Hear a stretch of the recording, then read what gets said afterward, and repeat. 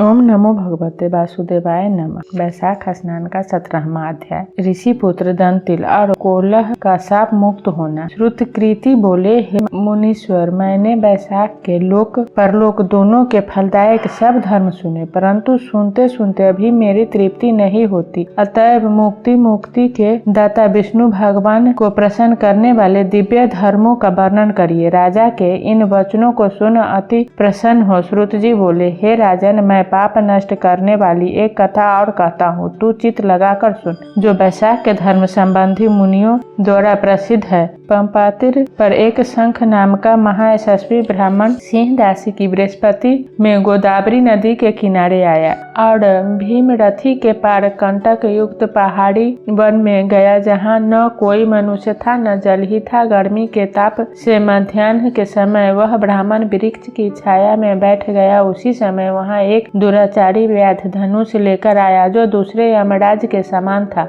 उसने ब्राह्मण को बांधकर उसके सूर्य के समान चमकते हुए कुंडल, जूता, छत्र, रुद्राक्ष की माला तथा कमंडल आदि सब छीन लिए और फिर उसे छोड़कर बोला, जा चला जा। तब वह ब्राह्मण उस दुष्ट से छूटकर नंगे पांव धूप से जलती हुई रेती में चलने लगा, जहाँ पीने को जल तक नहीं था। पांव जलने से बहुत व्याकुल हो गिरता पड़ता कहीं बैठकर हाय हाय करने लगा, जिसको सुनकर वह व्याध शीघ्र ही उसके पास गया और मुनि को दुखी एवं व्याकुल देखकर उस पाप बुद्धि के हृदय में दया उत्पन्न हुई और नई जूती के बदले उसने उस ब्राह्मण को धूप से जल रहे पांवों की रक्षा के लिए अपनी पुरानी जूती दे दी। उन जूतों को लेकर ब्राह्मण ने अत्यंत सुखी हो व्याध को आशीर्वाद देने लगा कि तू सुखी हो, तूने वैशाख में जो यह दान किया है, इससे तेरे पुण्य उदय हो आए, जिनके प्रभाव से विष्णु भगवान भी प्रसन्न हो जाते हैं। ऐसे वाक्य सुनकर व्याध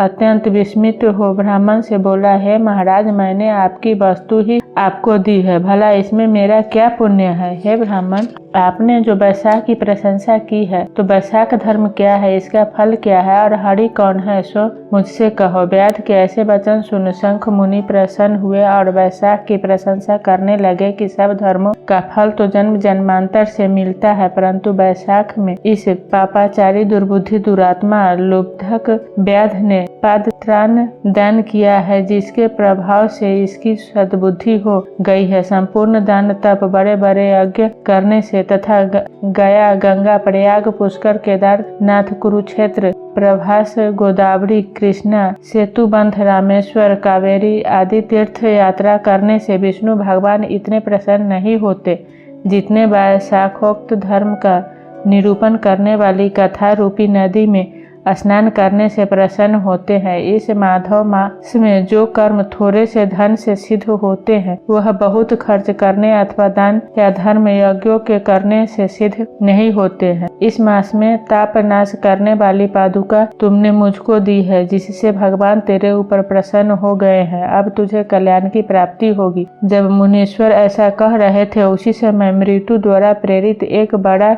बलि सिंह व्याध के वध के लिए बड़ा क्रोध कर दौड़ता हुआ आया। वह बीच में ही दैव योग से देव कल्पित हाथी को देखकर पहले उसको मारने का महान उद्योग करने लगा। फिर उन दोनों सिंह तथा हाथी में घोर संग्राम हुआ, जिससे वे लड़ते हुए थक कर जमीन पर गिर पड़े और दोनों एक दूसरे को परे परे देखते रहे। इधर जो कथा मुनीश्वर ने व्याध को सुनाई, वही कथा दैव योग से उन दोनों ने भी सुनी, जिसके सुनने से उनके शरीर निर्मल हो गए और सब पापों से छूट तत्काल पशु योनि त्याग कर दिव्य देह धारण कर दिव्य विमान में, जो स्त्रियों से सुशोभित था, बैठकर स्वर्ग जाने को तैयार हुए। वे दोनों सिर झुकाए हाथ जोड़े हुए थे। तब धर्मोपदेशक मुनीश्वर मार्ग में ऐसा वैभव देख विस्मित हो उनसे पूछने लगे, तुम कौन हो? तुम्हारा जन्म दुष्ट योनि में क्यों हुआ?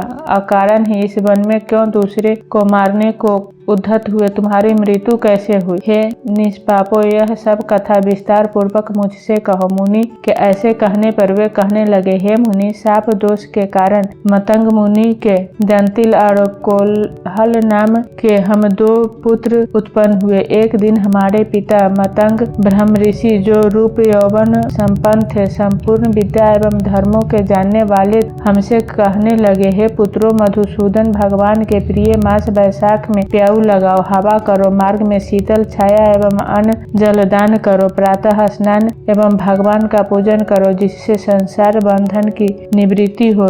इस प्रकार अनेक भांति से समझाया, परंतु दुर्बुद्धि बस हमारी समझ में कुछ भी नहीं आया और पिता के वाक्य सुनकर मुझ दंतिल को अत्यंत क्रोध आया और कोहल मदोन्मत्त हो गया।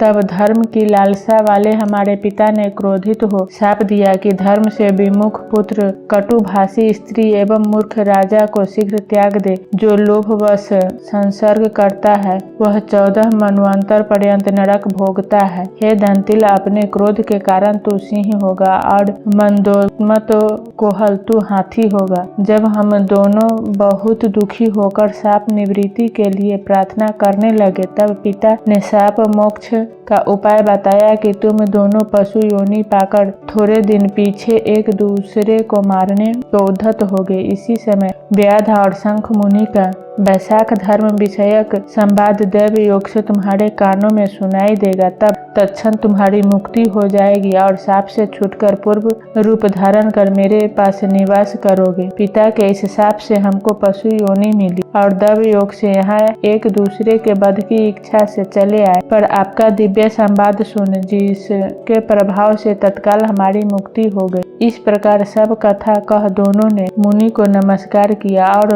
मुझसे आज्ञा लेकर अपने पिता के पास चले गए। यह सब कथा दयानिधि मुनि ने व्याध को सुनाई। देखो वैशाख का कैसा महात्म है। जब मुनि ने इस प्रकार उससे कहा, तब व्याध अपने शस्त्र फेंक कर कृपालु निष्प्रिय प्रबल बुद्धि ऋषि से कहने लगा,